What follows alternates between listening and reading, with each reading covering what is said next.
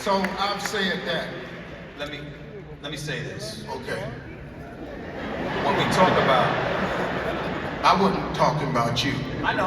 Okay. I know. I didn't take it personal. I'm So good. I need something to drink now. Hey, somebody bring me some water.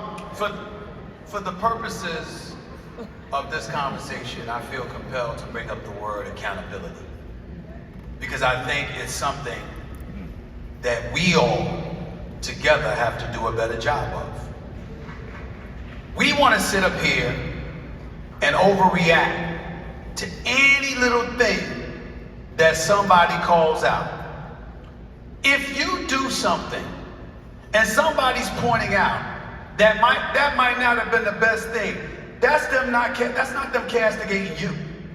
That's them pointing out that what you did in this particular instant ain't necessarily working. Now I cover sports, and we're sitting up here and we're going to talk. We're talking about entrepreneurship. We're talking about a mindset. We're talking about what it takes to win. I've been covering some of the greatest players that has ever lived. God bless the soul of Kobe Bryant. I talk to Michael Jordan all the time, Derek Jeter, so many different people that have been phenomenal and great. Their mindset before anything else was accountability. They knew it was up to them to go out there and be their best. They knew it was up to them to absorb responsibility when they weren't their best. They knew that you don't cut corners in order to get to whatever promised land you're aiming to get to. And for me in this business, even now, as I sit here and First Take has been incredibly successful. You know, I've started my own podcast. I'm doing all of this stuff. I got my own production company. I'm investing in myself. I'm taking a shot. I'm taking a risk. Why am I doing that? Because it was important to me. It was important to me. I knew that of all the things that I accomplished, this is where surrounding yourself with the right company and being around a lot of people help propel you, because it helps you discover what you're made of and how you got to find out about yourself. I've known this man over 25 years now.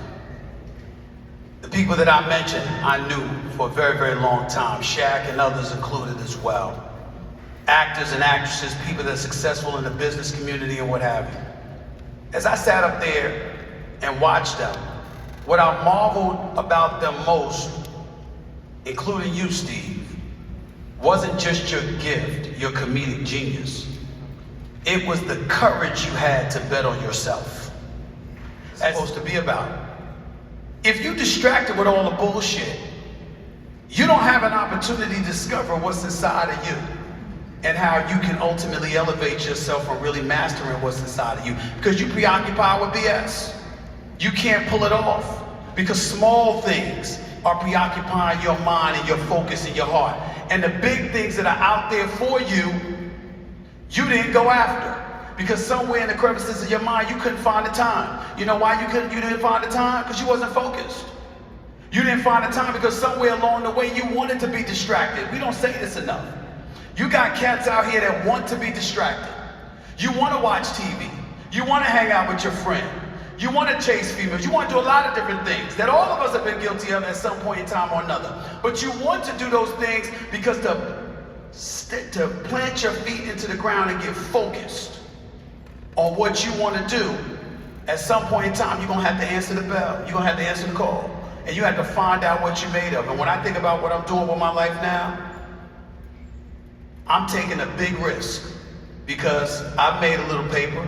I'm not broke. But I decided I'm going for it all.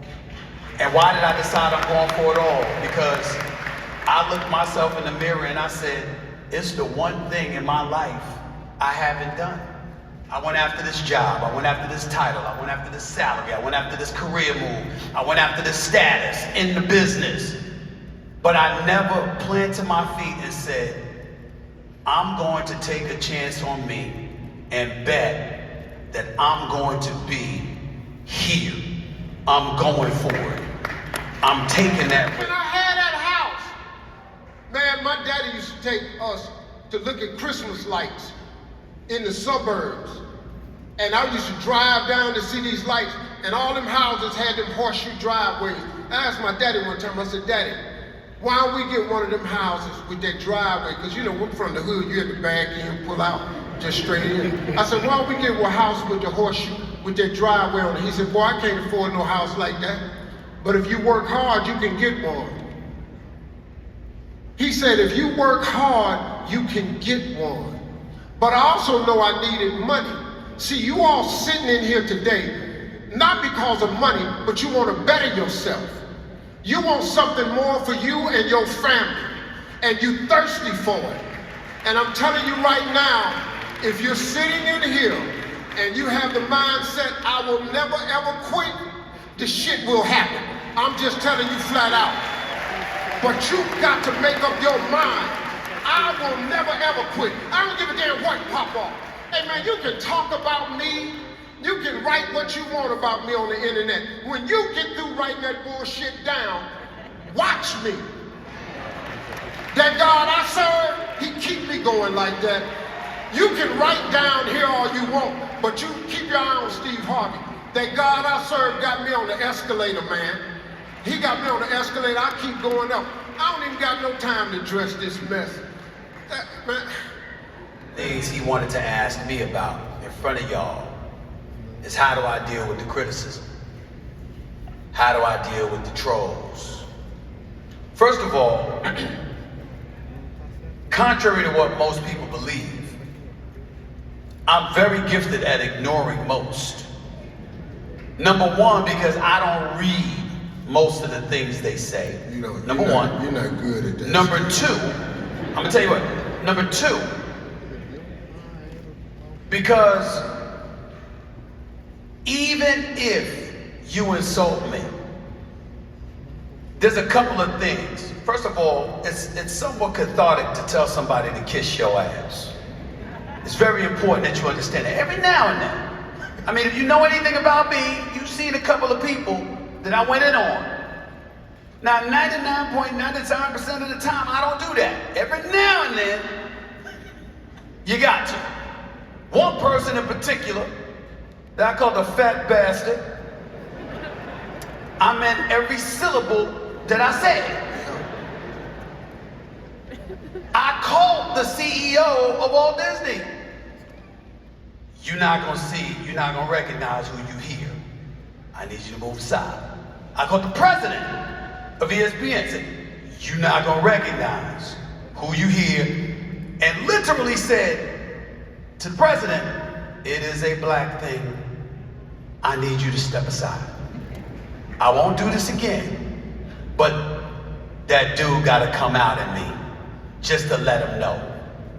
Because I've been attacked for 12 years. My colleagues and friends have been lied on and attacked for 12 years. But I promised I would do it once, and only once. Why? Because you have to understand what he knows better than most. Certain people and certain things ain't worth your energy. And sometimes the best revenge is silence, because your silence is more conspicuous than anything. Especially when you go on this. And as you climb up, you keep your eyes on them to watch them fall too. And it might sound evil, but there is a pleasure that comes with that too. Because some people deserve that, and their time is gonna come. But you gotta have a level of intestinal fortitude. You gotta be able to take it. You can't be somebody out here trying to achieve big things and think you're gonna pull it off by worrying about, paying attention to, feeling, embracing, and dare I say, overreacting to every little thing that comes your way.